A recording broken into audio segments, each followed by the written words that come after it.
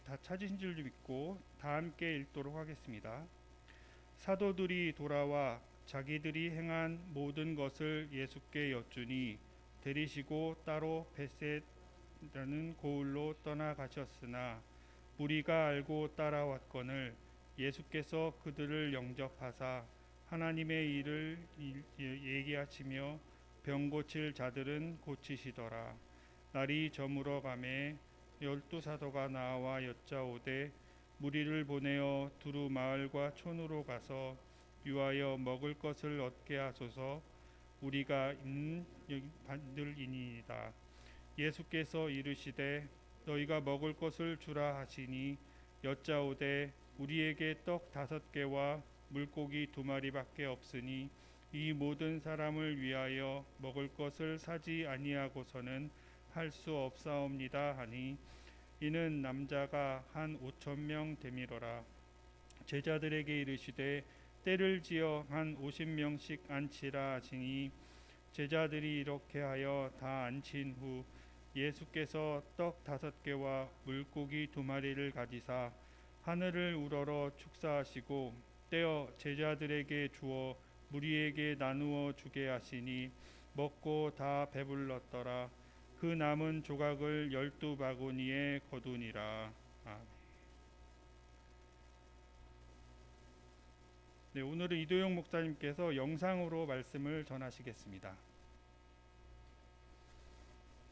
네, 오늘 말씀은 오병이어 사건에 대한 말씀입니다.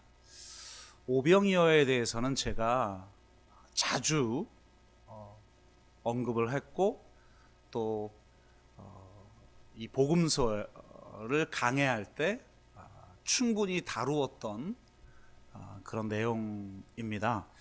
그렇기 때문에 오늘은 좀 간단하게 우리가 다시 한번 이런 강조점은 상기했으면 좋겠다 하는 것 2가지만 말씀을 드리고 마치도록 하겠습니다. 이전에 말씀드린 것처럼 이 오병이어 사건의 배경은 빈들입니다. 오늘 본문에서도 분명하게 말하죠. 우리가 있는 여기는 빈들이니이다. 이렇게 말하고 있어요. 빈들이라는 단어는 헬라어로 에레모스, 히브리어로는 샤멤이라는 말입니다. 황폐하고 황량한 곳이죠.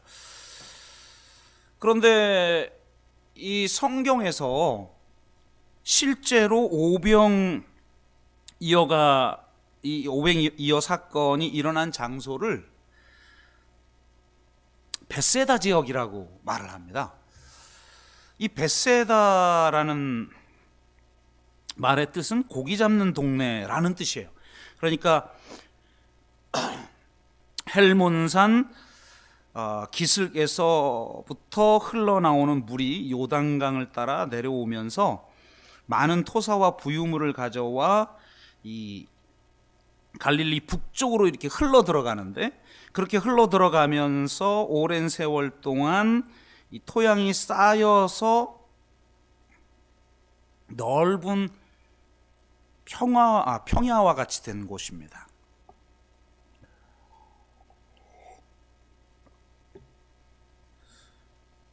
그 앞부분에서는 수풀과 잡초들이 많아서 물고기들이 참 많은 지역이기도 하죠. 그런데 여기를 빈들이라고 얘기를 하고 있다는 거예요. 빈들이라는 단어는 광야란 뜻이거든요. 안 맞아요. 실제 벳세다 지역과 안 맞는 단어를 쓰고 있다는 거예요. 이거 몰라서 이렇게 했겠습니까? 이렇게 말한 이유가 있겠죠. 그러니까 여기서 말하는 빈들은 단지 어떤 지정학적 의미라기보다는 신학적 의미를 가리키는 거라고 보아야 해요. 오병이어를 베푸신 그 때는 6월절에 가까운 시기였습니다. 그러니까 6월절은 이스라엘의 해방을 하기도 하지만 40년간 만나를 먹이신 사건을 연상하게 하기도 하죠. 그들이 수고하지 않았지만 광야에서 만나를 먹이신 하나님을 연상케 하려고 일부러 광야라는 단어를 사용했던 것이죠. 그러니까 하나님께서 이스라엘 백성들을 광야에서 만나로 먹이셨다. 그런데 이제는 하나님의 아들이신 예수 그리스도께서 새로운 이스라엘 백성들을 광야에서 빵과 물고기로 먹이셨다. 이렇게 말하기 위해서 구약의 사건과 지금 오병이어의 사건을 연결하기 위해서 빈들이라는 표현을 사용하고 있다는 것입니다. 자, 그러면 예수님이 오병이어의 사건을 베푸신 것은 구약에 하나님께서 이스라엘 백성들에게 만나를 주신 사건, 그 사건과 연속선상에 있다는 것인데, 그럼 그 만나를 주신 사건은 도대체 어떤 의미가 있는 것인가? 제가 이에 대해서는 굉장히 자주 강조를 했던 것 같아요. 바로 주기도문에서 말하는 일용할 양식을 주신 사건이라는 겁니다. 예수님께서 가르쳐 주신 기도에 나오는 바로 그 일용할 양식, 성경에서 유일하게 나오는 일용할 양식이라는 것은 바로 이 만나 사건에 나오는 단어예요. 그러니까 일용할 양식을 달라고 기도하라는 말은 그냥 우리 하루 먹을 것만 주세요, 뭐 이런 말이 아니에요. 주님, 구약에서 광야에서 이스라엘 백성들을 먹이셨던 그 만나를 우리에게 주십시오. 물론 이것은 요한복음에 보면 굉장히 중요한 영적 의미가 있어요. 생명의 떡을 상징하는 것이죠. 예수 그리스도가 우리의 생명의 떡이라는 거예요. 하늘로부터 온 만나. 그래서 우리에게 진정한 생명을 주시는 분이라는 거예요. 그런데 그렇게 추상적인 그리고 영적인 그런 의미를 가지지만 동시에 물리적이고 사회적이고 공동체적인 의미도 가지고 있어요. 만나 사건에서 하나님이 그 만나를 일용할 양식으로 주셨다는 게 뭡니까? 어떤 의미가 있어요? 바로 많이 거둔 자도 남음이 없고 적게 거둔 자도 부족함이 없이 각 사람은 먹을 만큼만 거두었더라 라고 하는 말을 통해서 이스라엘 백성들을 평등 공동체가 되게 하려는 그런 하나님의 의도가 있음을 우리는 알 수가 있어요. 그러니까 내가 일용할 양식을 달라고 너희는 기도해라 함께, 그 말은 바로 이 광야 같은 이 세상 한가운데에서 우리를 먹이시는 하나님만을 철저히 의지하라. 그럼 하나님이 일용할 양식을 주실 텐데, 그 일용할 양식이란 바로 평등 공동체, 서로를 온전히 사랑하고 섬기는 공동체, 가난한 자가 하나도 없는 공동체, 평균케 되는 바로 그런 공동체가 되게 하기 위함이라는 거예요. 얼마나 놀라운 이야기입니까? 그 인간의 힘으로는 안 된다는 겁니다. 하나님이 채워주실 때 가능하다는 거예요. 이것이 만나 사건의 숨겨진 의미죠. 그러니 너희들은 가나안 땅에 가서도 이렇게 살아야 되는데 오직 하나님만을 경외하고 오직 하나님만을 의지해라. 그럼 하나님께서 은혜를 부어주실 것이고, 그때 하나님의 마음에 합한 이스라엘 백성들의 공동체가 될 것이다. 그렇지만 이스라엘은 실패했어요. 이스라엘이 실패한 바로 그것을 예수 그리스도께서 성취하기 위해서 지금 이 오병이어의 사건을 행하고 계시는 거예요. 그들을 무질서하게 그냥 막 서로 그냥 경쟁하여서 달려들어가지고 자기 먹을 거 가져가는데 막 끝도 없이 나오는 기적, 이런 게 아니잖아요. 50명씩 앉게 해요. 어쩌면 공동체성을 유지할 수 있는 최대 크기 같은 것일 수도 있겠죠. 50가정씩.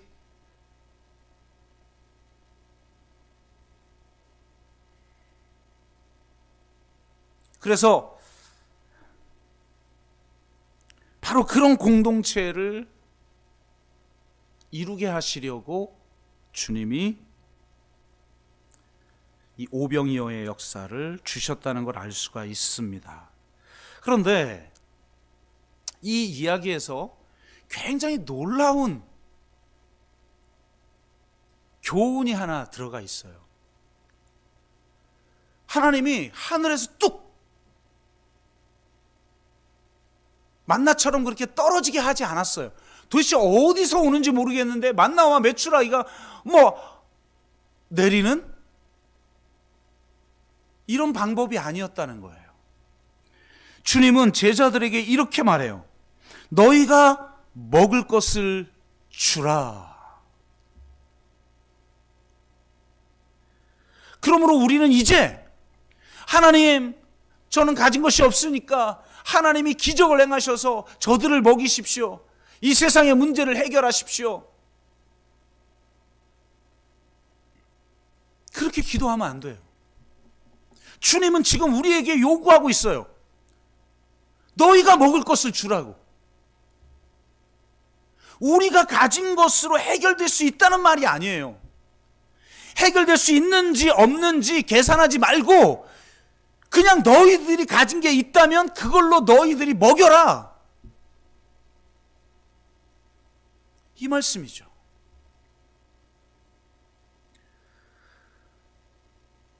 우리에게 직접 해결할 수 있는 방법이 이미 있다고 말씀하고 계십니다.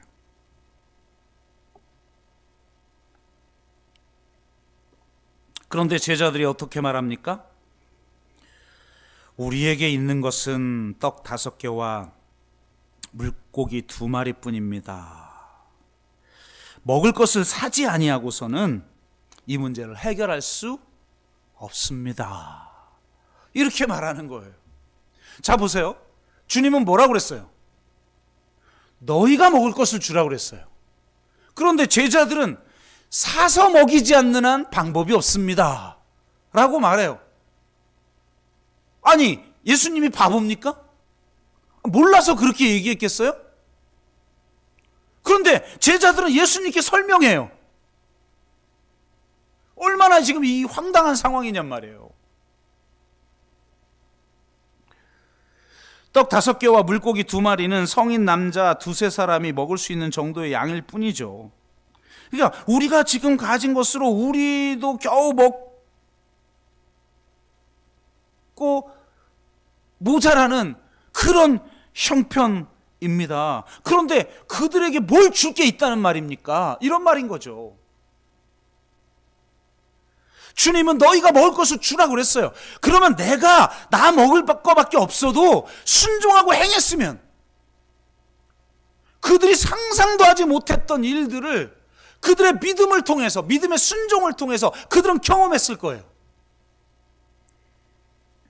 예수님이 그 보리떡 2마리와 5개와 물고기 2마리 그걸 가지고 하늘을 우러 축사하시고 떼어서 나눠주라 이렇게 하지 않았어도 너희가 먹을 것을 줘라 그러면 네, 알겠습니다. 우리는 굶어 죽더라도 당신이 그렇게 말씀하셨으니 제가 내 눈앞에 있는 이 한 사람이라도 먹여 살리겠습니다. 내가 할 수 있는 걸 하는 거예요. 단 한 사람이라도 구원하는 거예요. 그렇게 순종했다면 그들의 믿음의 순종을 통해서 엄청난 일을 경험했을 텐데 그들은 기껏해야 내가 가진 것은 보리떡 5개하고 물고기 2마리밖에 없는 걸요. 이런 변명이었단 말이에요. 너무 아쉽죠. 여러분, 우리도 이렇게 하고 있지 않습니까? 내가 가진 것이 별 볼 일 없는 것이기 때문에 나는 선한 일을 할 수 없어요? 혹은 하나님 명령에 순종할 수 없어요? 혹은 하나님의 그 기적을 나는 경험할 수 없어요? 그렇게 반응하고 있지 않아요?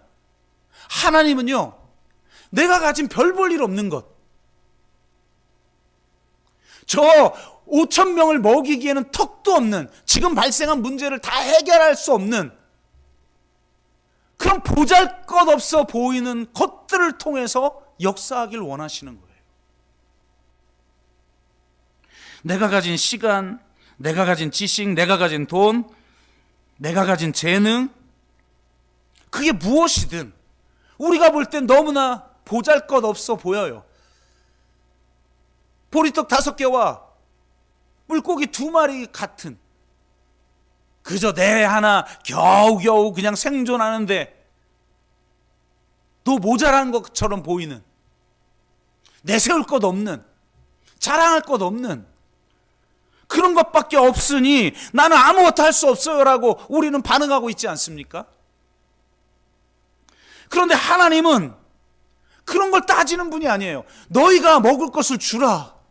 내가 가지고 있는 것을 가지고 그 말씀에 순종하여 단 한 사람이라도 내가 할 수 있는 그 일을 하면, 그 한 사람이라도 내가 먹이면 하나님의 역사는 일어나는 것입니다. 내가 가진 것으로 내가 할 수 있는 만큼의 결과를 만들어내는 것이 아니라 주님의 말씀대로 내가 가진 것을 주님께 드리면 주님께서 주님이 할 수 있는 만큼의 결과를 우리에게 주신다는 거예요. 여러분, 자본은 똑같아요. 그런데 내가 그 자본을 가지고 보잘것없게 여기면서 믿음으로 반응하지 못하고 있다면 그냥 이 보잘것없는 만큼의 결과 밖에는 내질 못해요. 그런데 하나님 말씀에 순종하여 내가 그걸 하나님께 드리면 하나님께서는 하나님이 하시는 일들을 행하신다는 겁니다. 하나님 크기의 일들을 행하신다는 겁니다. 그렇기에 도리어 나에게 오병이어밖에 없는 그것이 축복일 수 있어요. 교회가 왜 가난한 교회가 되어야 하는가? 지금 한국 교회는 너무나 풍성해요. 부유한 자들의 공동체가 돼버렸어요. 또 혹은 부유하고 싶은 공동체가 돼버렸어요. 그러다 보니까 이 보잘것없는 것들을 통해서도 일하시는 오병이어의 역사를 더 이상 경험하지를 못하고 있습니다. 그래서 진정한 하나님의 축복을 우리가 경험하지 못하고 있는 거예요. 여러분, 코로나19로 너무나 힘들고 어려운 상황이죠. 우리가 가지고 있는 자원들도 바닥에 나려고 해요. 그러나 바로 이때 하나님이 일하실 기회를 우리가 드려야 한다는 겁니다. 교회는 가난한 자를 위한 교회일 뿐만 아니라 가난한 교회여야 해요. 그래야 진정으로 가난한 자들을 섬길 수 있고 유리하는 백성들을 섬길 수 있고 오병이어의 역사를 경험할 수 있는 것입니다. 여러분이 가진 것이 별로 없다고, 우리가 가진 것이 별로 없다고 낙심하지 마십시오. 그저 우리는 주님의 말씀에 순종하면 됩니다. 너희가 먹을 것을 주라. 그런데 우리가 가진 건 이거밖에 없어요 라고 말하는 그 제자들 참 안타깝죠. 그러나 감사하게도 주님은 그 믿음 없는 제자들이 가지고 있는 오병이어, 다른 복음서를 보면 어느 소년이 주님께 바친 그 보잘것없는 그것을 하나님께 드리고 하나님 앞에 감사하며 그것을 나누어 주게 합니다. 그랬더니 오병이의 역사가 일어나요. 여러분, 앞서 말한 것처럼 이것은 생명의 떡, 그걸 상징하는 신약의 만나 사건이에요. 신약의 만나가 무엇입니까? 생명의 떡이죠. 그렇다면 지금 이 사건은 성만찬 사건이에요. 실제로 성만찬 때 사용했던 용어가 똑같이 사용되고 있어요. 그 먹을 것을 들어 하나님 앞에 축사하고 떼어서 나누어 주십니다. 여러분, 무슨 신비한 영적 차원에서만 일어나는 사건이 아니에요. 우리 삶의 현장 한가운데에서 일어나는 사건이 성만찬 사건인 것입니다. 그리고 이 성만찬 사건의 가장 중요한 메시지가 뭡니까? 제가 정말 수없이 강조했던 것 같아요. 예수님이 성만찬을 행하면서 제자들에게 주었던 메시지 무엇이에요? 너희들이 나를 배신할 건데 다 알아.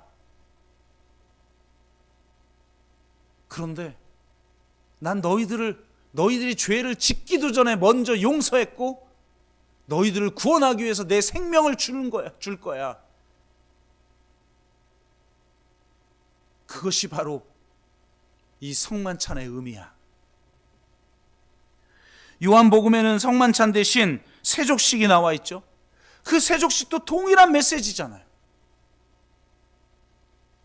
너희들을 이미 다 내가 씻어 주었다는 거예요. 용서하셨다는 거예요.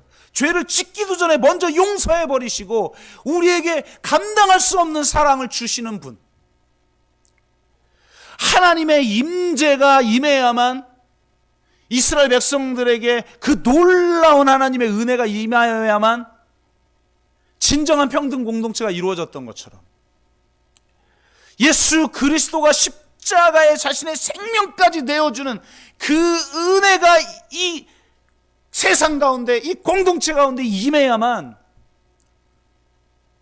진정한 하나님의 용서를 우리가 경험해야만, 하나님의 구원을 경험해야만, 하나님의 그 사랑을 경험해야만 우리가 정말 서로 용서하고 서로 사랑할 수 있는 공동체가 된다는 거예요.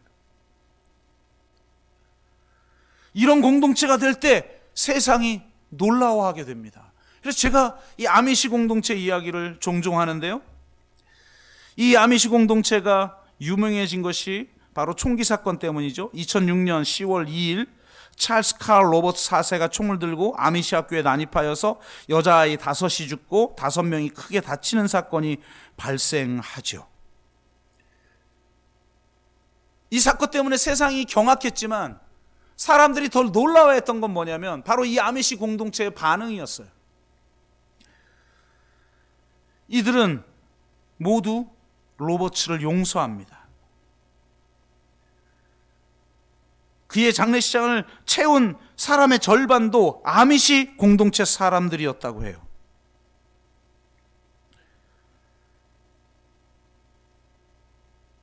나아가 그의 아내와 부모마저도 다 용서합니다. 그들은 그의 가족을 초대하고 방문했으며 전 세계에서 쏟아진 지원과 후원금을 도리어 그의 가족들을 위해서 따로 떼어놓기까지 합니다. 세상 사람들이 어떻게 이럴 수가 있는가? 라고 말할 때 그들의 대답이 뭐였는지 아십니까? 왜들 놀라죠? 저희들은 이상한 사람들이 아니에요. 저희들은 단지 평범한 그리스도인입니다. 그리스도인이라면 마땅히 이래야만 하는 것 아닌가요?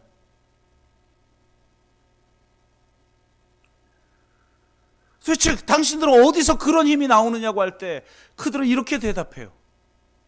성만찬을 행하는 것 때문에 그렇다고. 그들은 1년에 2번 특별 만찬을 행하는데요, 8시간 동안 말씀을 듣고 빵과 포도주를 나누어요. 그리고 이때 핵심적 주제가 용서예요. 만찬의 핵심적 주제는 용서입니다. 용서하지 않는 태도를 지니고 있다면 만찬에 참여할 수 없습니다. 정말 놀라운 고백이죠.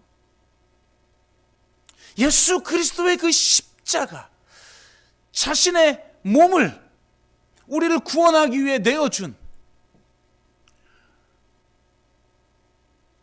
우리를 위해서 피 흘리신 바로 그 주님, 그 주님을 기념하는 성만찬을 행하는 자들이 어찌 용서하지 않을 수 있습니까? 그들은 그렇게 말하고 있습니다.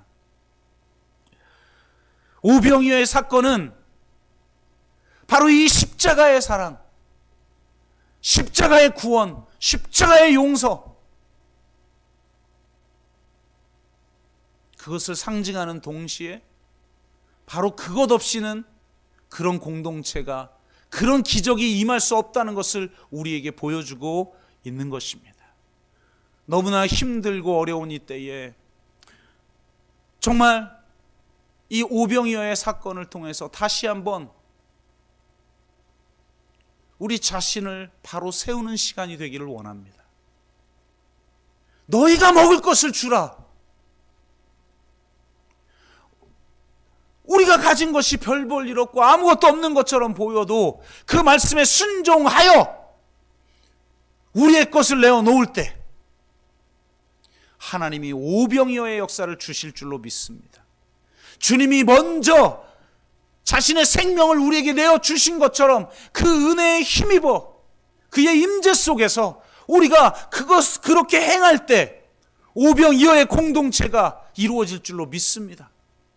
그런 공동체를 이루기 위해서 주님이 죽으셨습니다. 그 은혜를 우리에게 베푸셨습니다. 그러니 그 은혜를 받은 자로서 정말 힘들고 어려운 이 세상에서 오병이어의 공동체의 모습을 우리가 이 세상에 보여주기를 원합니다. 우리 힘으로 할 수 없습니다. 십자가의 은혜로 할 수 있습니다. 그것을 오늘 오병이어의 사건은 보여주고 있는 것입니다. 그 십자가의 사랑을 붙들고 주님의 말씀에 순종하여 정말 오병이어의 기적들을 경험하는 저와 여러분 되시기를 주의 이름으로 축복합니다.